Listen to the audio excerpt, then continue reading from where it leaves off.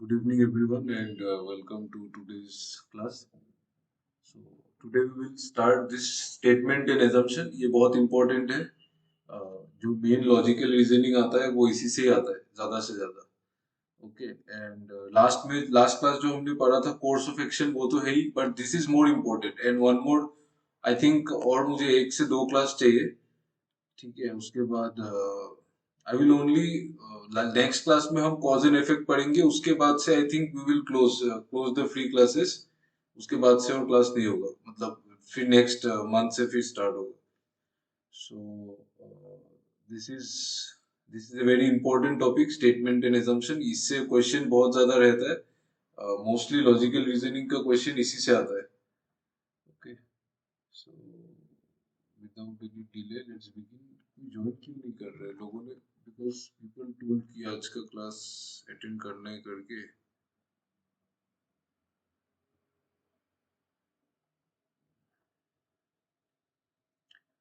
Let's wait for 1 minute. एक डेढ़ minute रुक जाते फिर विल स्टार्ट.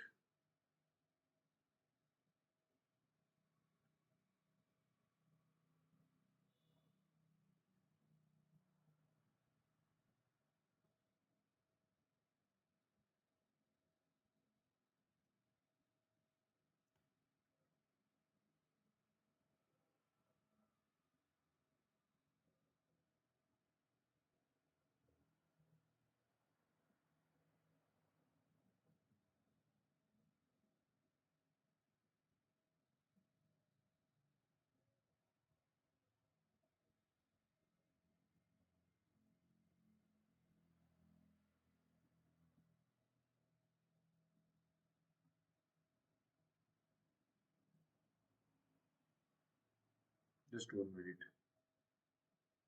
एक चीज चेक कर लेता हूँ.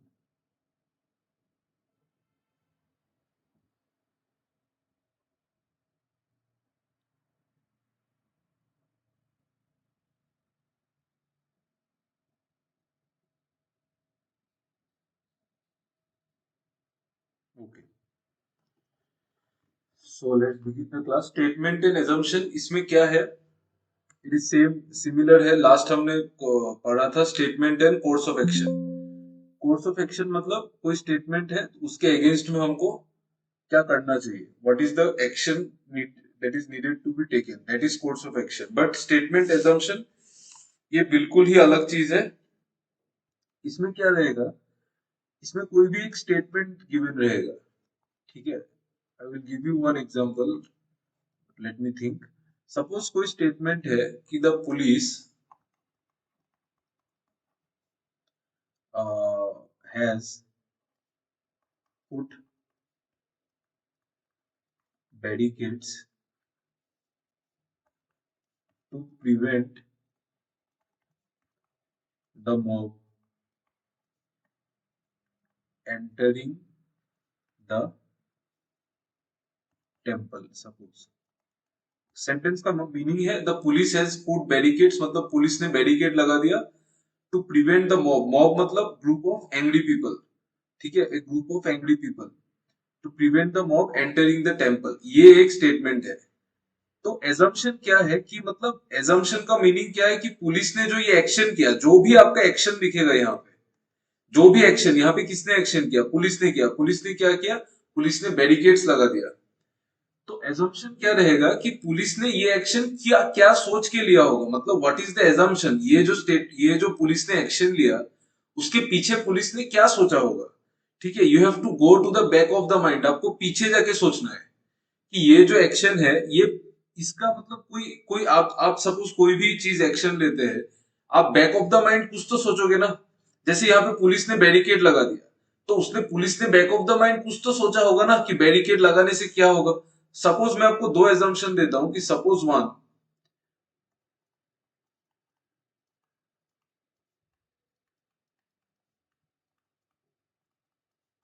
The crowd will break through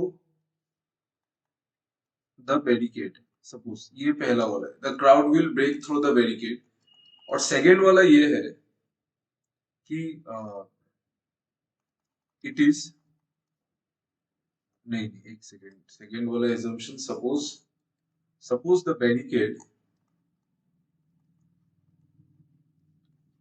can stop the mob and calm them down, suppose. ठीक है, सेंटेंस को पढ़िए एंड यू टेल मी कौन सा एजम्पशन करेक्ट होगा. Which assumption will be correct, please tell me.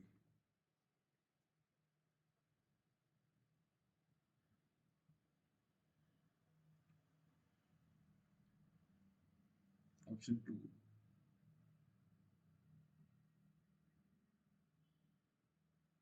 Option 2, very nice. ठीक है, the police has put barricades to prevent the mob entering the temple. तो पुलिस ने बैरिकेड लगाया. पुलिस ने क्या सोचा होगा? पुलिस ये नहीं सोचेगा the crowd will break through the barricade. ये अगर पुलिस सोचता तो पुलिस बैरिकेड क्यों लगाता ना. आपको जो एक्शन कर रहा है ना, रिमेंबर दिस, जो भी एक्शन कर रहा है, whoever is doing the action, आपको उसके पॉइंट ऑफ व्यू से सोचना है. ठीक है, whoever is doing the action, आपको उनके पॉइंट ऑफ व्यू से ही सोचना है. आप अपना ज्यादा दिमाग मत लगाइए, it will create lot of problems. आप if you use your own brain तब आप फंस जाओगे इसमें. इसमें क्या करना है कि आपको पुलिस जो एक्शन कर रहा है, whoever is doing the action, you have to think on behalf of that person.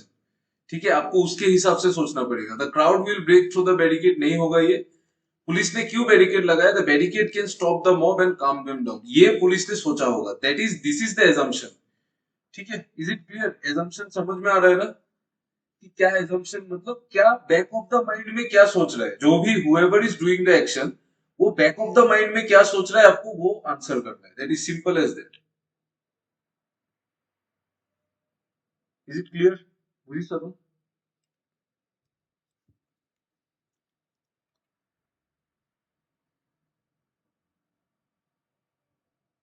Late me give you one more example. Suppose और एक स्टेटमेंट है.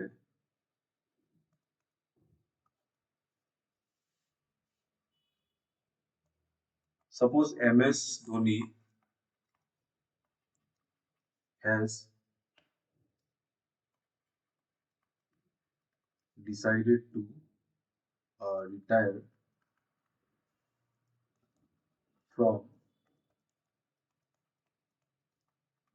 from international cricket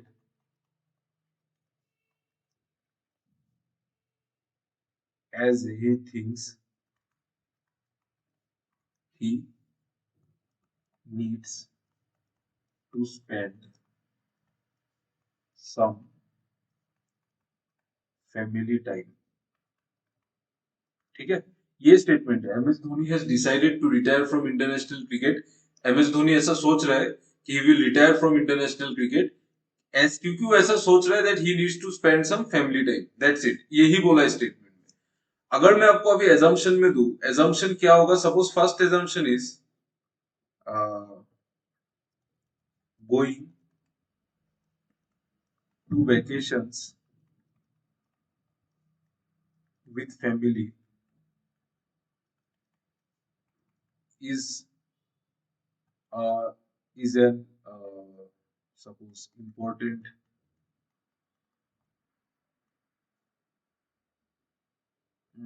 part of life. ये पहला वाला हो गया. ठीक है, सेकेंड वाला assumption, suppose Dhoni is totally exhausted playing cricket. ये सपोज सेकेंड. थर्ड वाला क्या दू?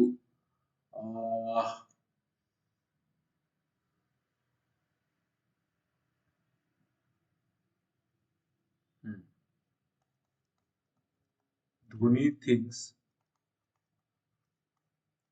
he could spend very less time with family during career लिख रहा हूं. ठीक है, यहाँ पे ड्यूरिंग हिज कैरियर स्पेस नहीं है बोल के.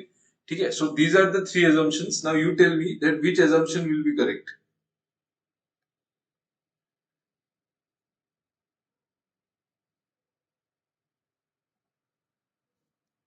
सपोज मैं आपको ऑप्शन दे देता हूं, ओनली वन, बी है ओनली टू, सी है ओनली थ्री, डी है one and three,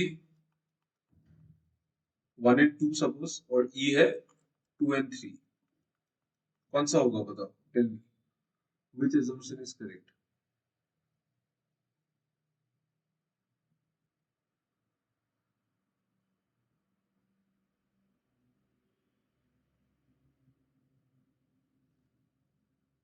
C, only three, okay. Any other answer?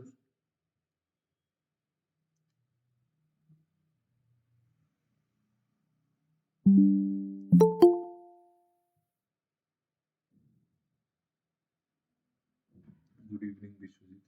Any other answer? Statement क्या है? M S Dhoni has decided to retire from international cricket as he thinks he needs to spend some family time. ठीक है, इतना ही statement है, इतना ही statement है। अभी मैंने आपको एजम्पशन दिया, एजम्पशन मतलब धोनी ने जो ये डिसाइड किया, back of the mind Dhoni ने क्या सोचा होगा, that you have to tell that based. और बैक ऑफ द माइंड इतना नहीं कि धोनी को लेके सोचने लग जाओ, नो नो, जो स्टेटमेंट में गिवन है उतना ही आपको सोचना है। तो उसके लिए एजम्पशन मैंने आपको तीन दिया। First assumption is going to vacations with family is an important part of life. Second thing is Dhoni is totally exhausted playing cricket. Third thing is Dhoni thinks he could spend very less time with family during career. बोलो कौन सा correct होगा? Option only one, only two, only three, one and two और two and three, tell me. सिर्फ प्रियाक्षी ने answer दिया, what about others, please answer.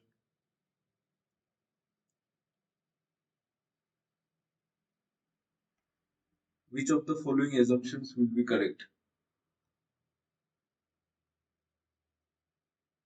Assumption means जिसने भी एक्शन किया, यहाँ पे एक्शन किया किसने किया? धोनी ने एक्शन किया।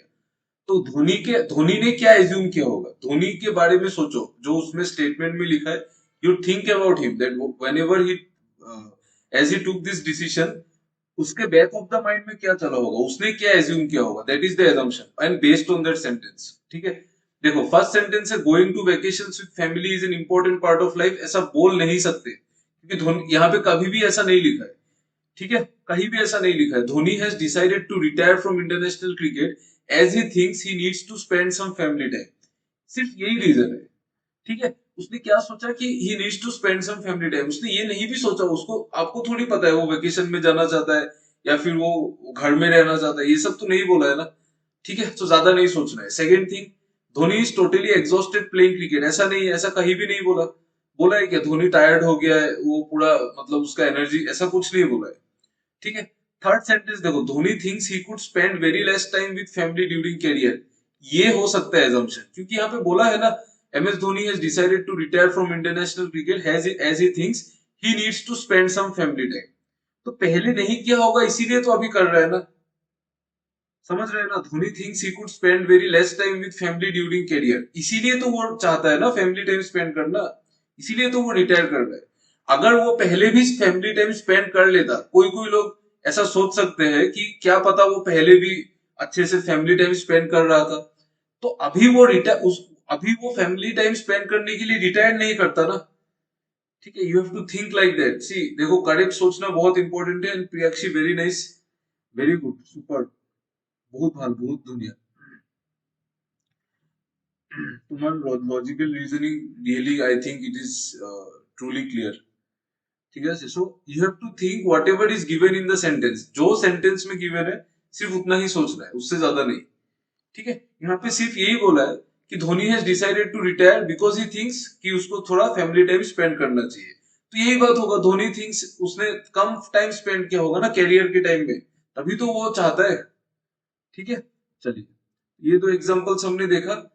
अभी एक क्वेश्चन है, ये वाला है, ट्राई कीजिए, क्वेश्चन के थ्रू ही समझेंगे।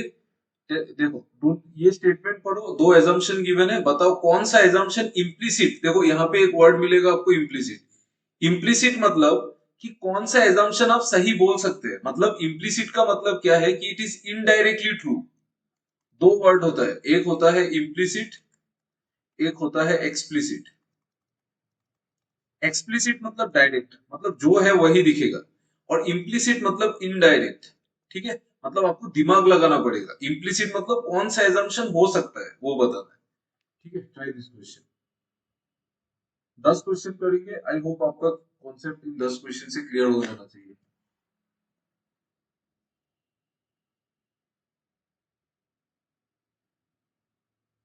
Tell me which statement is which assumption is implicit?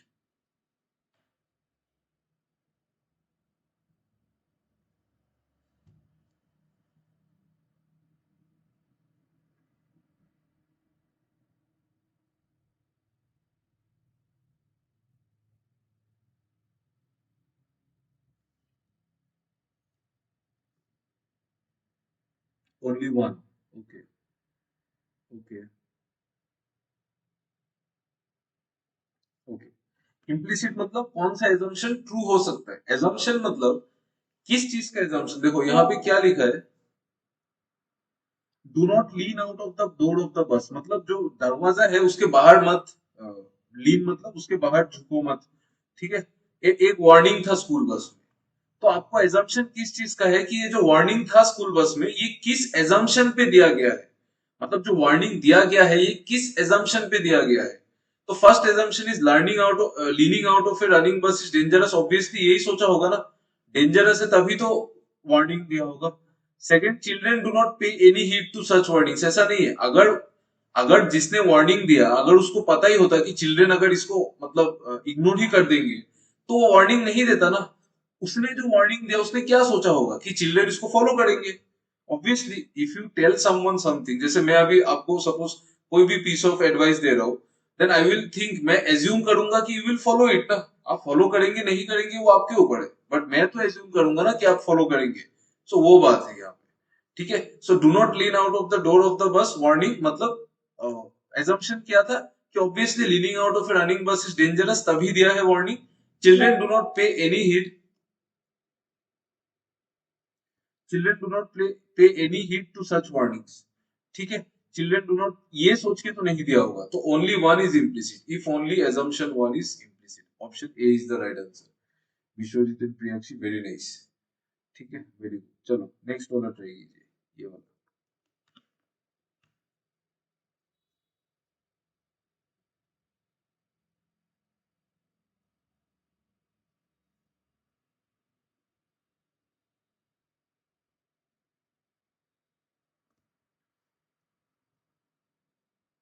आराम से सोच के आंसर देना, ठंडा दिमाग से।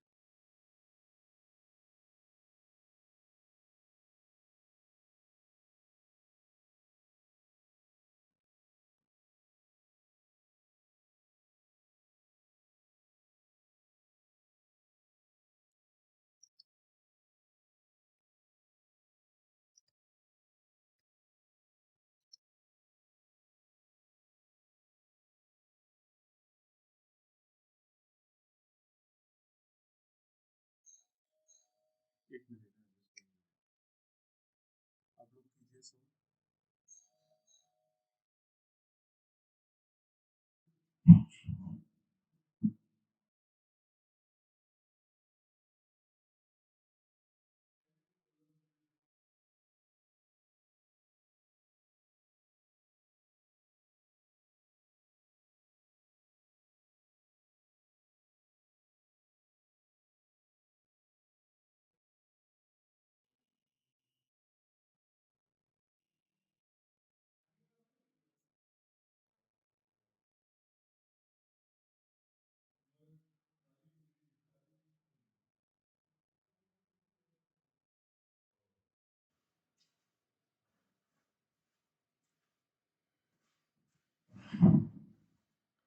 Option E.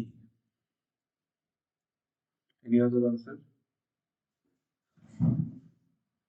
क्वेश्चन देखो, स्टेटमेंट में क्या बोला है, if you are a mechanical engineer we want you as our supervisor, मतलब मीनिंग क्या है कि अगर आप मैकेनिकल इंजीनियर हो तो हम आपको एज ए सुपरवाइजर चाहते हैं। अगर आप मैकेनिकल इंजीनियर हो और अगर आप अप्लाई करते हैं then we want you as a supervisor, ये बात बोला है, बस इतना ही बोला है।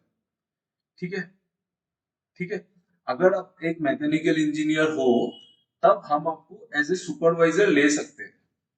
ठीक है, ये बात बोला है। क्या सोच के बोला होगा? जो कंपनी ने जो एडवर्टाइजमेंट दिया है वो क्या सोच के दिया है? First example, mechanical engineers are expected to be better performers by company X. ये ट्रू होगा क्या? सोच के देखो तो, mechanical engineers are expected to be better performers by company x.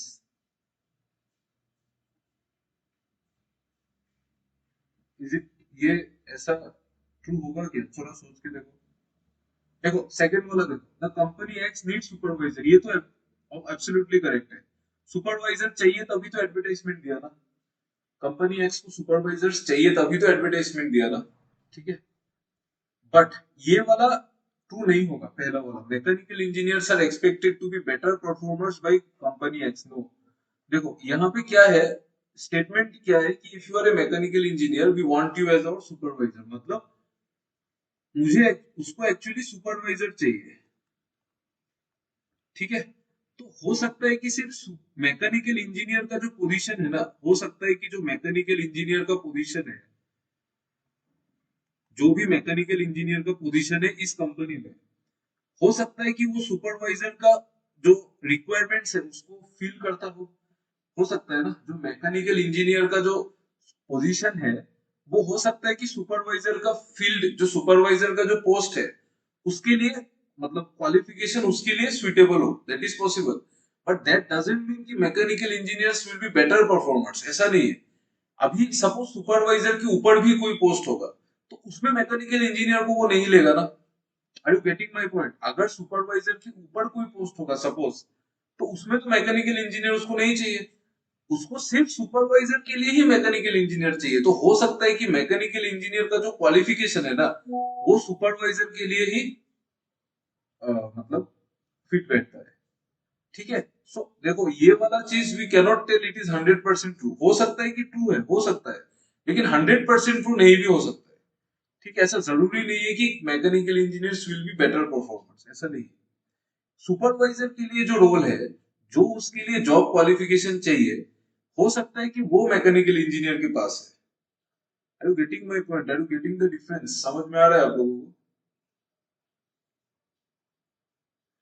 Honestly बताओ तो समझ में आ रहा है कि नहीं?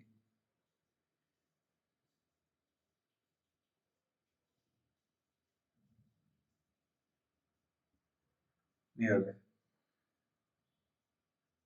आ रहा है ना? सच में आ रहा है क्या, या फिर ऐसे ही बोल दिया? सी देखो, मैकेनिकल इंजीनियर्स बेटर परफॉर्मर्स नहीं भी हो सकता है। नहीं भी हो सकता है ना। अभी आप एक मैकेनिकल इंजीनियर तो कैसा भी हो सकता है। क्या पता उसने इंजीनियरिंग कभी कॉलेज में मतलब जब वो कॉलेज में था तो उसने इंजीनियरिंग कभी पढ़ा ही नहीं होगा, हमारे जैसा। ठीक है, ऐसे ही नाम पे इंजीनियर है। तो ऐसा भी हो सकता है ना। मतलब हमारे जैसा, मतलब मैं अपना एग्जांपल दे रहा हूँ, तो ऐसा भी तो हो सकता है ना कि उसने इंजीनियरिंग, ऐसे उसको उतना कुछ पता ही नहीं इंजीनियरिंग में। That is possible no, so you can not tell कि वो बेटर परफॉर्मर्स है। हो सकता है कि सुपरवाइजर का जो पोस्ट है, अभी एक पोस्ट का रिक्वायरमेंट होगा ना, कि mechanical engineer, suppose suppose supervisor का पोस्ट रिक्वायरमेंट होगा, उसमें आएगा आपका, उसमें एज क्राइटेरिया आएगा, फिर उसमें आएगा must be mechanical engineer, suppose ऐसा है कि मस्ट बी मैकेनिकल इंजीनियर। तो इसका मतलब ये नहीं है कि mechanical engineer are expected to be better performers, no. उस पोस्ट के लिए चाहिए मैकेनिकल इंजीनियर, वो बोला है। Is it clear? अभी आ गया ना समझ में एवरीवन? कुछ कुछ क्वेश्चन थोड़ा सा डिफिकल्ट लगेगा, ठीक है, बट ट्राई करना, थोड़ा टू वेज में सोच के देखना, योर आंसर विल कम 100%। ठीक है, और ये बहुत स्कोरिंग है यार इसको। देखो मैक्सिमम टीचर्स क्या करते हैं, इसको कोई पढ़ाता ही नहीं है, लॉजिकल रीजनिंग कोई नहीं पढ़ाता है। आप ऑनलाइन में लोग पढ़ाते हैं, बट ऑफलाइन में आप देख लो, आप कोई भी इंस्टीट्यूट देख लो, पूरा फुल आसाम में देख लो, मैं 100% लिख के दे सकता हूँ, ये कोई नहीं पढ़ाएगा आप लोगों को, लेकिन यही सबसे ज्यादा स्कोरिंग चीज है। तो ये पढ़ना चाहिए, अब हमको ये पढ़ना चाहिए। ठीक है, इट्स वेरी इंपॉर्टेंट, बहुत इंपॉर्टेंट, और बहुत इंटरेस्टिंग भी है। मेहनत करने का जरूरत ही नहीं है, सिर्फ दिमाग ही लगा रहा है। ठीक है, ये वाला करिए।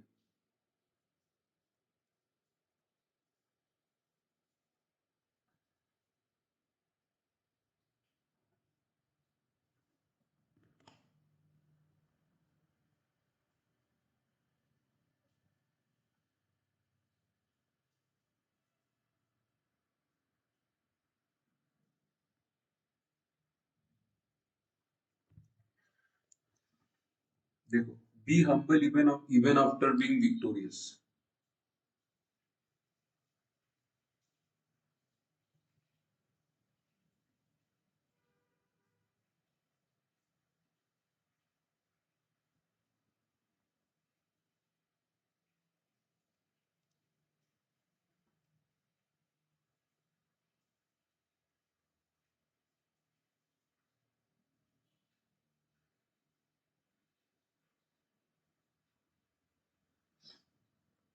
टेल मी द आंसर, बताओ। Option B, only assumption 2। Okay,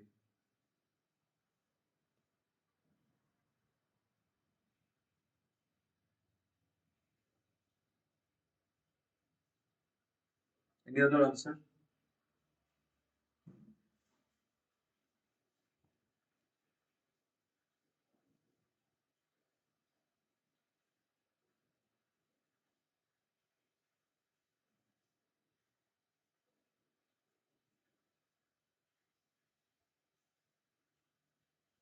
both. देखो प्रियाक्षी, तुम्ही ठीक भविष्यला, बट तुम्ही आता भूल बोलला सी। यहाँ पे क्या बोल रहे statement, B humble even after being victorious, मतलब बोल रहे कि अगर तुम सक्सेसफुल हो जाते हो फिर भी you should be humble, that is the thing, इतना ही बोला है। उसने क्या बोला है कि अगर आप सक्सेसफुल हो भी जाते हैं then also you should be humble, बस। सेकंड स्टेटमेंट क्या बोल रहा है, generally people are not humble, नहीं ऐसा नहीं बोला है उसने, उसने ऐसा सोचा भी नहीं होगा कि पीपल आर नॉट हम्बल।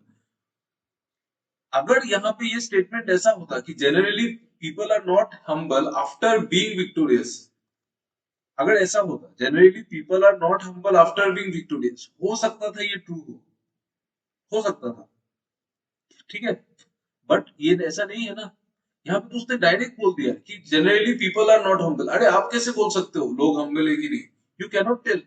उसने जिसने बोला है उसने सिर्फ यही बोला है कि आप विक्टोरियस होने के बाद हम्बल रहना चाहिए, इसमें ज्यादा डीप इमोशन नहीं घुसाना है। मैं लास्ट क्लास में भी बोल रहा था, डोंट थिंक टू मच, अगर आप ज्यादा सोचोगे आंसर विल बी रॉन्ग, अगर आप कम सोचोगे तभी भी आंसर गलत होगा, आपको पॉइंट पे सोचना सीखना पड़ेगा, ठीक है। यहाँ पे बोल रहा है कि B humble even after being victorious, that doesn't mean कि लोग हम्बल नहीं है, ऐसा नहीं है, ठीक है। Many people are humble after being victorious, ऐसा भी नहीं है। अगर ऐसा होता, अगर स्टेटमेंट वन ट्रू होता तो वो ये स्टेटमेंट क्यों बोलता फिर, है कि नहीं?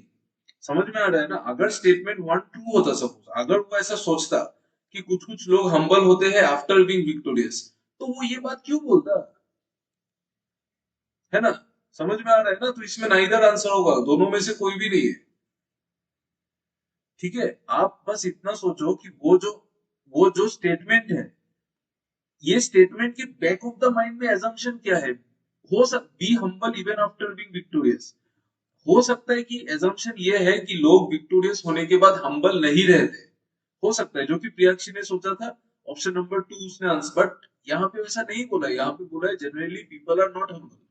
यू कैन नॉट टेल कि पीपल आर हम्बल की नहीं, हम्बल नहीं है, ऐसा नहीं है, ठीक है। समझ में आ रहा है ना आप लोगों को गाइस? आंसर जा रहा है क्या? आंसर जा रहा है या फिर यू कैन अंडरस्टैंड, टेल मी।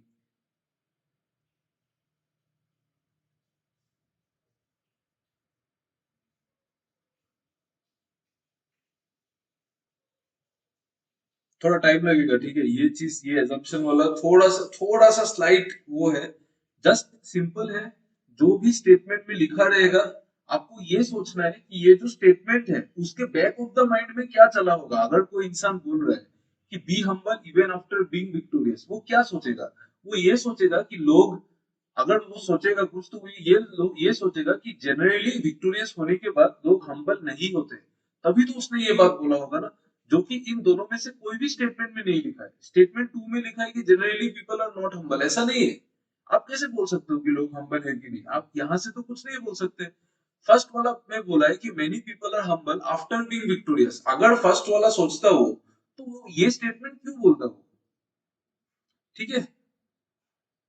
आ रहा है ना समझ में, थोड़ा बहुत धीरे धीरे बनेगा, धीरे धीरे बनेगा, एकदम स्लो। इसमें टीचर, मेरा जितना रोल है ये पढ़ाने में, इससे ज्यादा रोल आपका रहता है प्रैक्टिस करने में, प्रैक्टिस कर करके थोड़ा थोड़ा डेवलप हो जाता है लॉजिकल थिंकिंग, ठीक है, उसके बाद you can easily answer. But मैं आपसे, if you are going for, अगर आप पीओ का मेंस या फिर क्लरिकल मेंस, क्लरिकल और पीओ दोनों भी जो भी है आप टारगेट कर रहे हैं, ओनली सिर्फ सिर्फ आरआरबी को छोड़ देना है, आरआरबी में ये सब नहीं आता है। बाकी आईबीपीएस हो, एसबीआई हो, हर एक में ये चीज आता है, आरबीआई में आता है, हर एक चीज में ये चीज आता ही है, और ये बहुत इंपॉर्टेंट है, ठीक है। व्हाट आई थिंक, मुझे क्या लगता है कि जो मेंस लेवल का जो पजल होता है ना, मेंस लेवल पजल आपका 5 से 8 मार्क्स का आएगा, ठीक है। सो व्हाट आई थिंक कि इसको करने में आपको अराउंड 10 to 12 मिनट्स तो चाहिए मिनिमम, ठीक है। सो बट ये क्वेश्चन करने में आपको 1 मिनट भी नहीं चाहिए। सो व्हाट आई थिंक कि ये करना ज्यादा बेटर है, ठीक है। आप डिफर कर सकते हैं, ऐसा नहीं है, आपको भी ऐसा ही सोचना है, but you will know after, आप एग्जाम देने के बाद आपको ये रियलाइज हो जाएगा कि क्रिटिकल रीजनिंग पढ़ के आना चाहिए था, अगर अगर आप नहीं पढ़ के जाओगे देन यू विल रियलाइज, ठीक है। नेक्स्ट ये वाला कीजिए, आराम से सोचो आंसर तो।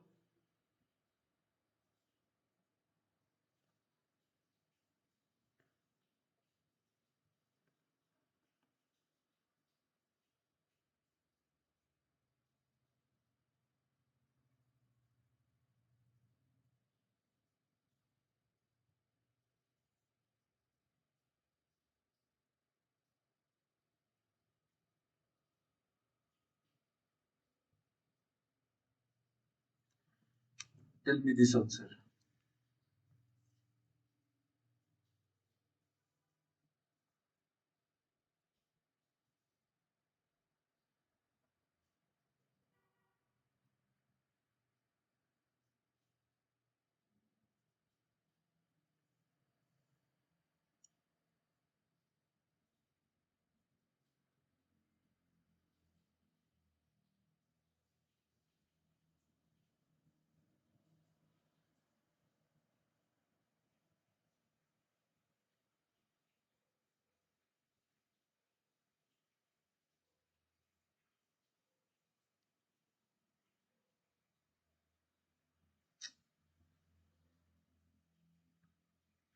Option A.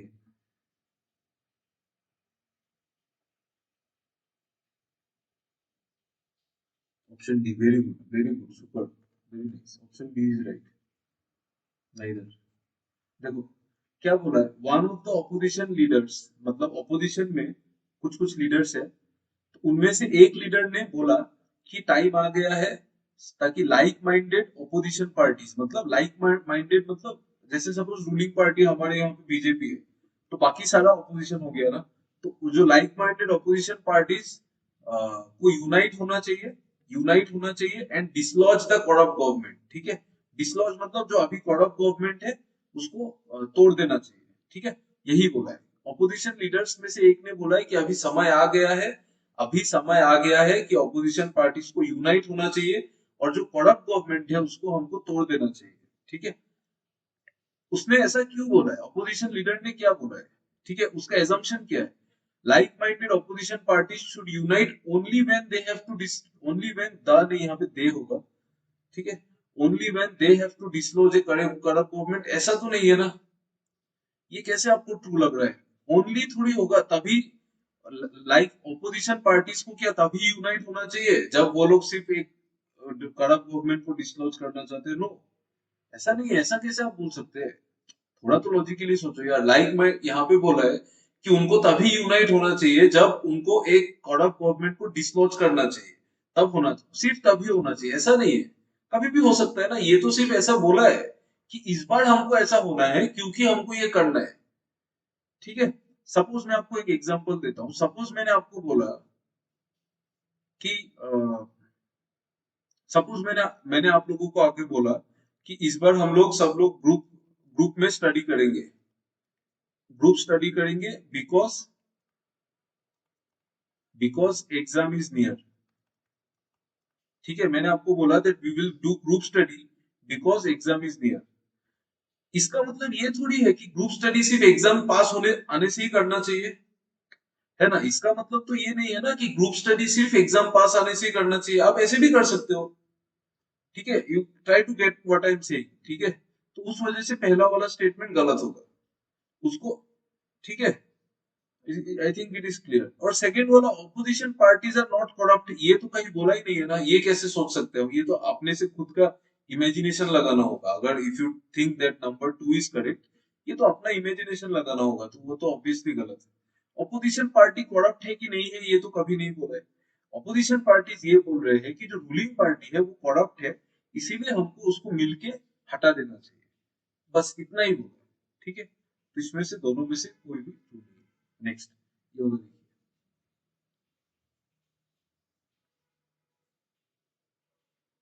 दिस ये तो इजी लग रहा है, जल्दी कर लो ये वाला।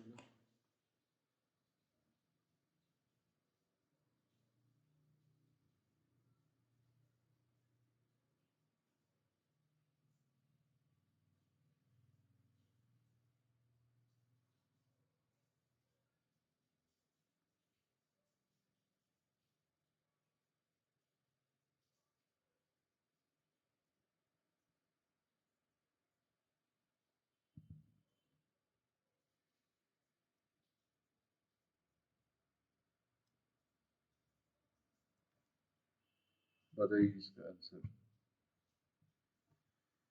Option B, option B, only two. Very nice, ये बहुत इजी था। ये बहुत इजी था।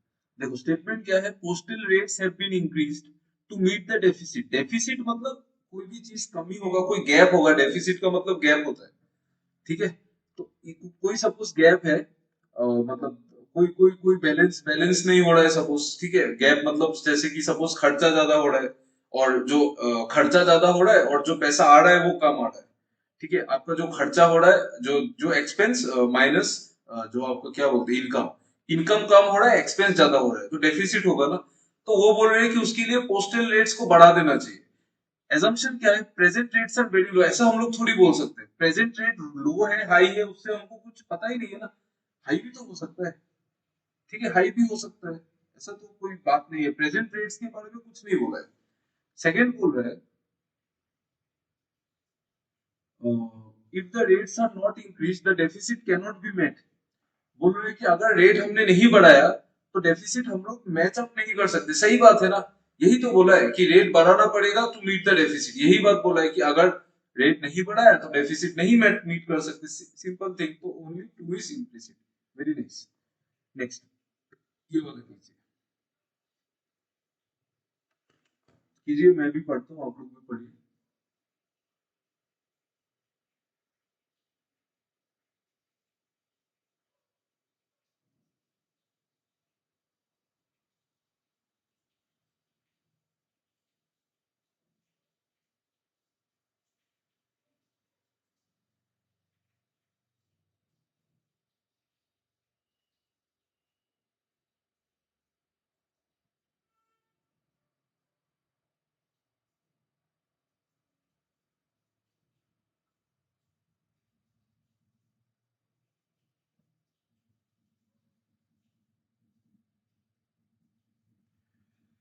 आप लोग मुझे कुछ वेट लॉस करने का कुछ सजेस्ट कर सकते हैं क्या? मतलब वो मॉर्निंग में उठ के कुछ खाने से जो वेट लॉस होता है, मतलब ने, नेचुरल नेचुरल, नॉट कोई दवाई वगैरह नहीं चाहिए। इफ यू नो एनीथिंग, अगर आपको बेनिफिट हुआ है कभी, इफ यू हर्ट समवन। लेकिन आप लोग तो सब लोग पतले पतले लोग हो, शायद आपसे तो कुछ के भी फायदा नहीं है।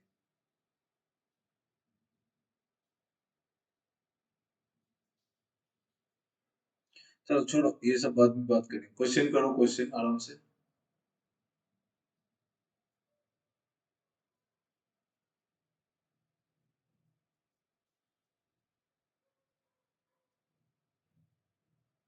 स्टेटमेंट समझा देता हूँ। देखो, the constable has been recommended, constable को रिकमेंड किया है, ठीक है। रिकमेंड किया है for a suitable reward by his superior, एक उसका सुपेरियर होगा, उसने कांस्टेबल का नाम दिया है, मतलब डीएनई। दो दो नहीं हो सकता है, एक ही आंसर है। अच्छा, ये मैंने आपको नहीं बोला ना, इसका आंसर एक ही है, ठीक है। ये 5 ऑप्शन है, A B C D.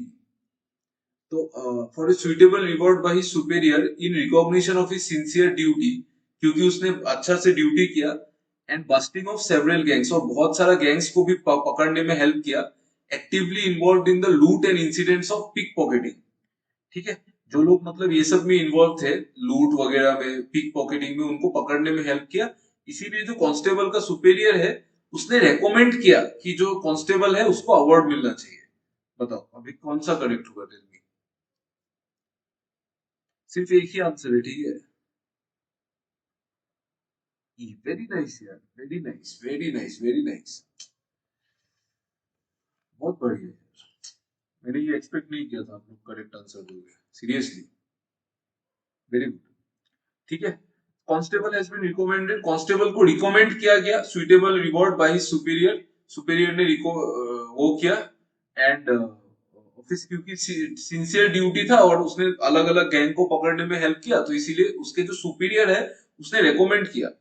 First assumption, the superior is certain that the recommendation would be denied, ऐसा तो नहीं है, अगर ऐसा होता तो वो क्यों करता। Number of criminals apprehended by this particular constable was exceptionally high, ये आपको नहीं पता, यू कैन नॉट एज्यूम। ठीक है, ये कहीं नहीं बोला है। The constable desires to be monetarily compensated for his efforts, ऐसा नहीं है, कहीं नहीं बोला है, आप खुद से एज्यूम नहीं कर सकते। Superior wants to set an example for his other juniors by recommending the reward. Superior wants to set an example for his other juniors, मतलब जो भी सुपीरियर था, ये सुपीरियर था उसका, ये जूनियर, ये कांस्टेबल है। ठीक है, तो उसका और भी जूनियर होगा ना सुपीरियर के नीचे। स्टेटमेंट 4 क्या बोल रहा है कि सुपीरियर बाकी लोगों के लिए एक स्टेटमेंट, मतलब एक एग्जांपल सेट करना चाहता था। ठीक है, ये हो सकता है आंसर, हम लोग नेक्स्ट वाला देखेंगे। Rewards recognizing the sincerity and accomplishments of policeman are given, मतलब सिंसियरिटी और जो पुलिसमैन का अकॉम्प्लिशमेंट है वो देख के रिवॉर्ड दिया जाता है। एब्सोल्युटली करेक्ट, ये तो करेक्ट है। ठीक है, सेकेंड वाला करेक्ट क्यों नहीं है, सेकेंड वाला इसीलिए करेक्ट नहीं है ना, देखो, superior wants to set an example for his other, ये 50% तो करेक्ट लग रहा है। ओके, देखो, अगर सुपीरियर, अगर सपोज सुपीरियर जो होगा वो अगर इस कांस्टेबल को अवार्ड देता, खुद अगर अवार्ड दे देता, सपोज वो इस कांस्टेबल को खुद आके अवार्ड दे दे रहे, कुछ भी अवार्ड दे दिया, 5-10,000 रुपीज कैश दे दिया, तो कुछ भी अवार्ड दे दिया, तभी ये सुपीरियर अपना जूनियर्स के लिए एग्जाम्पल सेट कर सकता है। बट ऐसा नहीं किया, इसने रेकमेंड किया है, उसने सिर्फ उसका नाम भेजा है, सिर्फ ये कांस्टेबल का नेम आगे भेजा है, नाम भेजा है। ठीक है, कि ये नाम है, इसने ऐसा ऐसा किया है, तो आई रेकमेंड, मतलब रेकमेंड किया है कि इसको अवार्ड मिलना चाहिए। उससे एग्जाम्पल कैसे सेट होगा, एग्जाम्पल सुपीरियर तब सेट कर पाता जब वो इस कांस्टेबल को खुद अवार्ड दे देगा। ठीक है, वेरी माइन्यूट गैप यहाँ पे। अगर आपको ऑप्शन में डी और ई आता तो शायद आप लोग फंस जाते, लेकिन थोड़ा सा क्लियरली सोचना, ठीक है, पर उतना डिफिकल्ट आएगा भी नहीं, जस्ट फिर भी। Are you getting my point, यहाँ पे क्यू क्यू डी गलत हुआ, इज इट क्लियर। आप किसी को रेकमेंड करने से आप उसके लिए एग्जाम्पल सेट नहीं कर सकते ना, आपको अगर उसको अवार्ड दे दोगे तभी आप उसको एग्जाम्पल सेट कर सकते हैं, so that is the point here. और फिफ्थ वाला तो चलो, ये तो 100% ट्रू है, ऑब्वियसली रिवार्ड्स, सिंसियरिटी और अकॉम्प्लिशमेंट के लिए रिवार्ड्स दिया जाता है पुलिस को। ठीक है, नेक्स्ट, ये वाला बताइए। यहाँ पे एक चीज मिसिंग है।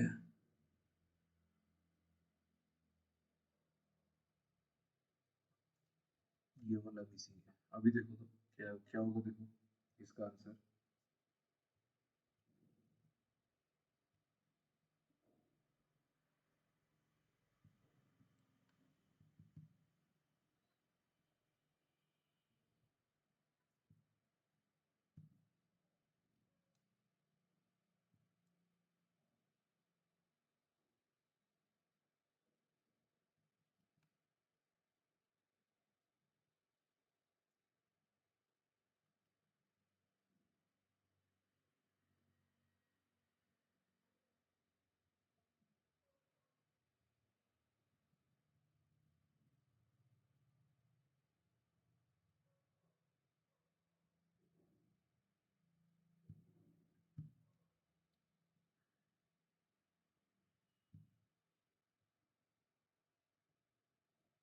बढ़िया यार, आपने तो बहुत बहुत जल्दी आंसर दे दिया, ऑप्शन ए।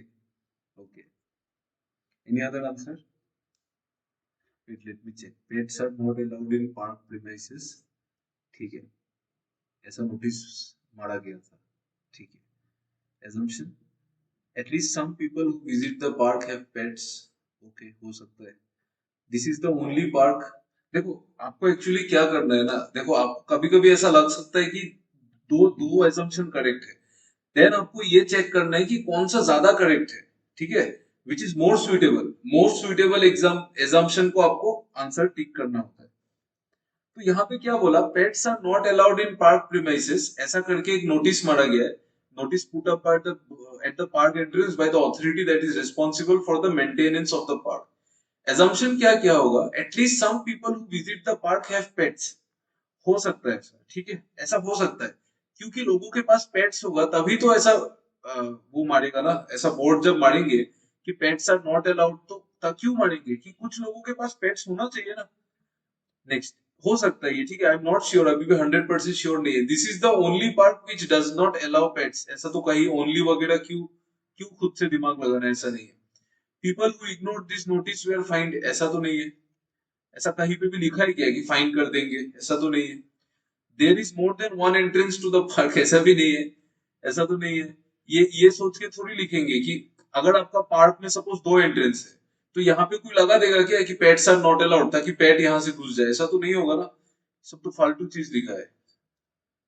उसके बाद वाला, many people have now stopped visiting the park, ऐसा भी नहीं है। अगर pets are not allowed in park premises, वो अगर ऐसे लिखेंगे, मतलब उस सपोज ये क्या बोल रहा है पता है कि मेनी पीपल, आपको किसी किसी को ना इन दोनों में कंफ्यूजन लग सकता है, क्यों लग सकता है, आपने ऑप्शन ई में ऐसा सोचा होगा कि many people have now stop visiting the park, मतलब कि अ,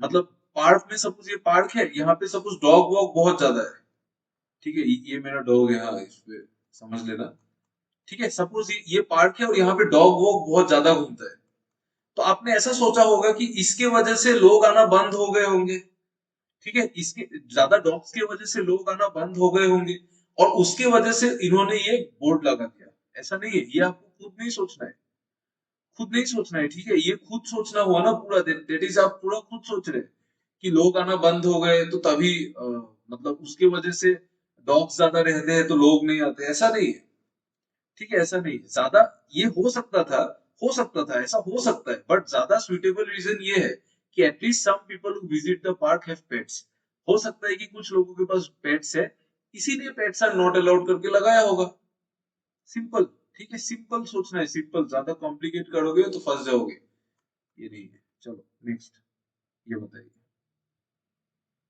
जस्ट लेट मी चेक कितना क्वेश्चन है, और तीन ही क्वेश्चन है, जल्दी जल्दी करेंगे, ये मतलब बताओ, उतना भी जल्दी नहीं, आराम से सोच लो, बड़ा क्वेश्चन है तो टाइम ले लो, मुझे भी टाइम लग सकता है, देखो।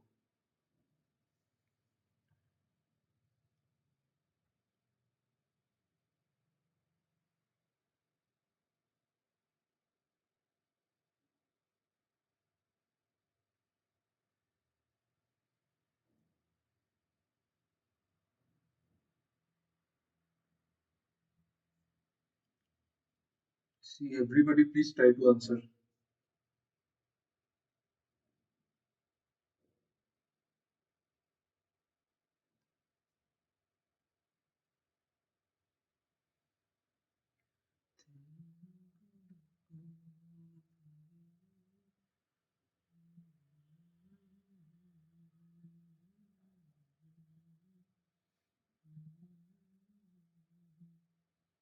Only one, okay.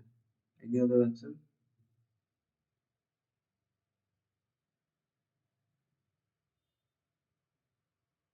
Chief minister ने ऐसा क्यों अनाउंस किया, you have to think on the basis of that, कि वाई चीफ मिनिस्टर ने ऐसा क्यों अनाउंस किया। मैंने बोला हमेशा जो एक्शन करता है उसके बेसिस में एजम्पशन लो आप, जो भी एक्शन करेगा, यहाँ पे एक्शन किसने किया, ममता बनर्जी ने किया ना, तो ममता बनर्जी के बेसिस में आप एजम्पशन लो। Any other answer? Option B, either, either no. C, क्या बोला है, hurling a volley of allegations. Hurling a volley मतलब ये इंग्लिश समझने का जरूरत नहीं है, मतलब एक एलिगेशन वो कर रहा है, मतलब दोष दोष दे रहा है, दोष किसके अगेंस्ट में, against private health health facilities in West Bengal. ठीक है, मतलब दोष दे रहा है किसको, प्राइवेट हेल्थ फैसिलिटीज को वेस्ट बंगाल में। ठीक है, दोष देते हुए ममता बनर्जी ने कहा कि दो बिल लाया जाएगा, two bills will be brought up in the state assembly में टू मॉनिटर देयर फंक्शनिंग। मतलब वेस्ट बंगाल में जो प्राइवेट हेल्थ फैसिलिटीज है उनका जो उनके ऊपर इल्जाम लगाते हुए ममता बनर्जी ने बताया कि दो बिल लाया जाएगा ताकि उनका फंक्शनिंग ठीक हो जाए। फंक्शनिंग ठीक हो जाए इसका मतलब फंक्शनिंग खराब है ना। बिल्स क्यों लाएगा, will be brought up in the state assembly to monitor their functioning. मतलब फंक्शनिंग खराब है ना, तभी तो बिल्स लाया जाएगा, तभी तो उसको मॉनिटर करने का जरूरत है। तो मतलब स्टेटमेंट टू है जो, तो functioning of the private health facilities are unacceptable, obviously correct, इसीलिए तो लाया जाएगा ना।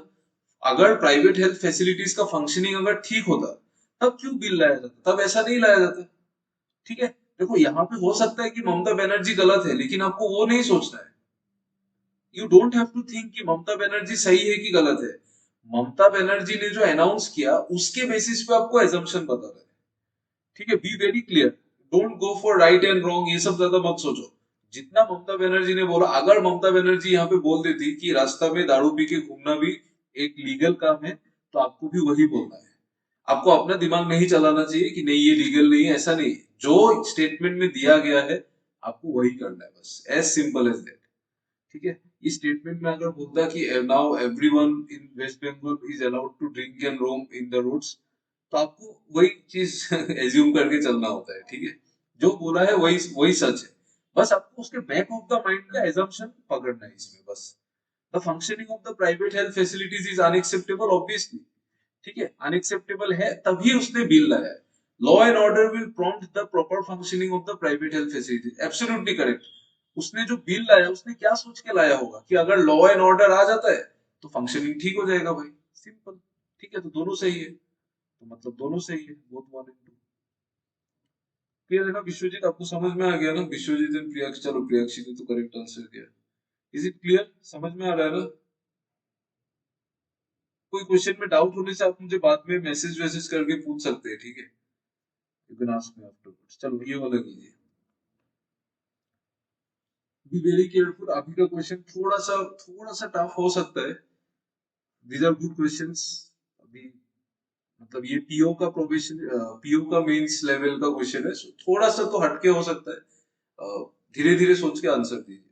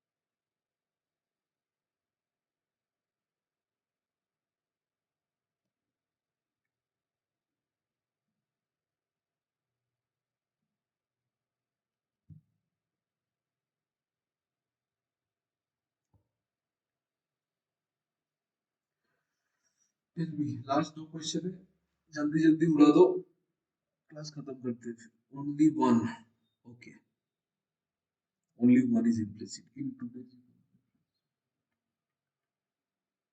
आजकल जो इकोनॉमिक क्राइसिस है, मतलब इकोनॉमी में जो क्राइसिस है, मतलब क्या कि डिमांड सप्लाई में प्रॉब्लम है, जो भी है, only the ideals of limited family and hard labour, मतलब लिमिटेड फैमिली होना चाहिए और सबको काम करना चाहिए, ये बोल रहा है कि लिमिटेड फैमिली होना चाहिए और सबको काम करना चाहिए एडुकेशन के फील्ड में। Only the ideals of limited family and hard labour in education, in the field of education can lead India towards prosperity. मतलब वो बोल रहा है कि लिमिटेड फैमिली होना चाहिए और हमको एडुकेशन की फील्ड में काम करना चाहिए, तभी इंडिया प्रॉस्पेरिटी के टुवर्ड्स जाएगा। assumption क्या है, ideals of limited family and hard labour in the field of education मतलब एक तो limited family and hard labour in the field of education are correlated with India's prosperity. Obviously यही तो बात बोला गया है, ठीक है, ऑब्वियसली यही बात बोला है ना कि ये चीज को रिलेटेड होगा तभी तो वो इंडिया को लीड कर सकेगा ना प्रॉस्पेरिटी के towards, correct. A large family faces difficulty in bearing the expenses on education, ऐसा तो नहीं बोल सकते, ऐसा तो नहीं बोल सकते ना। ऐसा कैसे आप बोल सकते हैं कि अगर बड़ा फैमिली होगा तो एक्सपेंस एजुकेशन के एक्सपेंस में प्रॉब्लम होगा, हम बोल सकते हैं। लेकिन यहाँ पे ये जो स्टेटमेंट है उसका एजम्पशन तो ये नहीं हो सकता है, ठीक है। हम एक्चुअली ये बात भी करेक्ट है, लेकिन लार्ज फैमिली नहीं, अगर लार्ज पुअर फैमिली, एक बड़ा फैमिली रिच भी हो सकता है। सो इतना नहीं सोचना है आपको, आउट ऑफ द बॉक्स चीज बताया गया। लार्ज फैमिली का बात कहीं पे कुछ स्टेटमेंट में कहीं पे बोला ही नहीं, तो you don't have to think so much, it is absolutely right. सिर्फ वन इम्प्लिसिट है। चलो this is the last question, इसके बाद खत्म हो जाएगा। चलिए ये वाला क्वेश्चन कीजिए।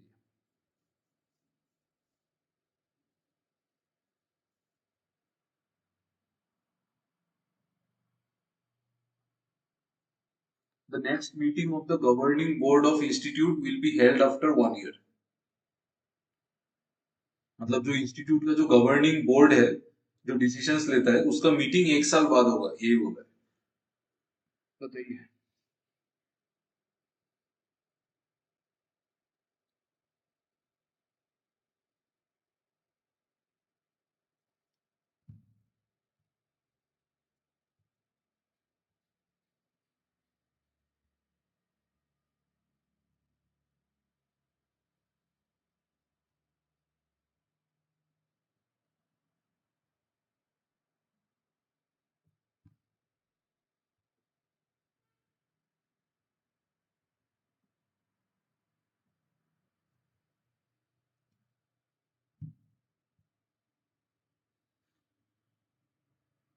Option D neither.